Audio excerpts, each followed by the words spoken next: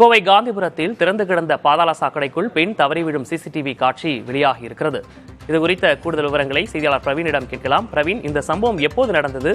ஏன் நடந்து செல்பவர்களுக்கு ஆபத்தை விளைவிக்கும் விதமாக அந்த பாதாள சாக்கடை மூடப்படாமல் இருந்தது? தற்போதாவது நடவடிக்கை எடுத்திருக்காங்களா? அந்த பெண்ணு தற்போது எப்படி இருக்கிறார்? விக்னேஷ், நாம் தற்போது பார்த்து கொண்டிருக்கக்கூடிய இந்த சிசிடிவி காட்சியானது கோவை காந்திபுரம் 100 அடி சாலை பகுதி.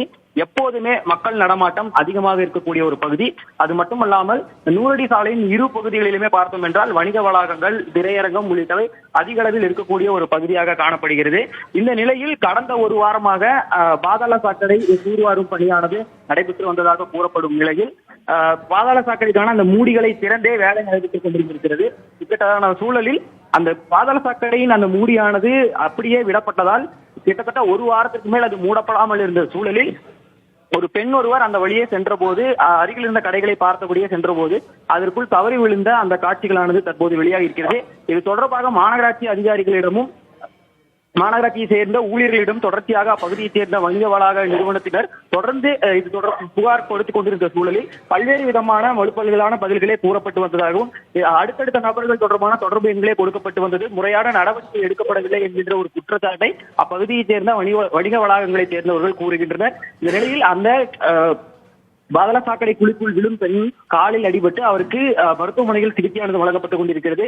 இது தொடர்பாக மாநகராட்சி ஆணையரிடம் நாம் தொடர்பு கொண்டு கேட்டபோது சம்பந்தப்பட்ட இடத்தில் உடனடியாக ஆய்வு செய்து இதற்கு காரணமானவர்கள் மீது தக்க நடவடிக்கை எடுக்கப்படும் எனவும், அந்த பாதாள சாக்கடை மூடிகள் இல்லை என ஒரு சில இடங்களில் ஊழியர்கள் சிலர் கருத்து சொன்னதாக அப்பகுதியைச் சேர்ந்த வணிக வளாகத்தினர் கூறியிருக்கக்கூடிய ஒரு தகவலையும் நாம் அவருக்கு தெரியப்படுத்தி இருந்தோம். இவ்வாறான சூழலில் என்ன விதமான பதில்கள் கூறப்பட்டன, அங்குள்ள கள சூழல் என்ன என்பது குறித்து ஆய்வு செய்து உரிய நடவடிக்கை எடுக்கப்படும் என மாநகராட்சி ஆணையர் சிவகுரு பிரபாகரன் தகவல் அளித்திருக்கிறார். விக்னேஷ், ரவி, நம்ம காட்சிகளை பார்க்கிறோம். காந்திபுரத்தை பொறுத்த வரைக்கும் அதிகமாக வந்து செல்லக்கூடிய ஒரு பகுதியாகவும் இருக்கிறது.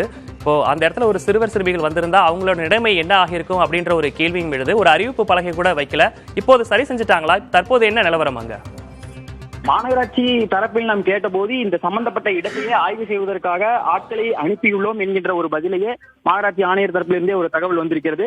சம்பந்தப்பட்ட இடத்தில் ஆய்வு செய்து இந்த மூடிகள் இல்லை என்கின்ற ஒரு பதிலை சில ஊழியர்கள் கூறியதாக அப்பகுதியைச் சேர்ந்த வணிக வளாகத்தினர் கூறியிருக்கும் சூழலில் இப்போது வரை அந்த நிலைமை எப்படி இருக்கிறது என்பது குறித்து ஆய்வு செய்து வருகின்றனர். நிகழ்விடத்தில் நமது குழுவினரும் விரைந்து கொண்டிருக்கிறோம். நீங்க கேட்டபோது நீங்க கேட்டது மாதிரியே பார்த்தோம் அப்படின்னா பெரிய அளவில் இருக்கிறவங்க சுதாரித்துக் கொண்டு முழுவதும் உள்ளே விழாமல் இருந்திருக்கக்கூடிய சூழலில் குழந்தைகள் யாரேனும் வந்திருந்தால் மிகப்பெரிய ஒரு அசம்பாவிதம் ஏற்பட்டு இருக்கும் என்கின்ற ஒரு கருத்தை நாம் கூறலாம். அதே சமயம் இந்த பகுதியில் 20 நாட்கள் இந்த வேலை நடைபெற்றதாகவும் ஒரு தரப்பினர் கூறிக்கொண்டிருக்கின்றனர்.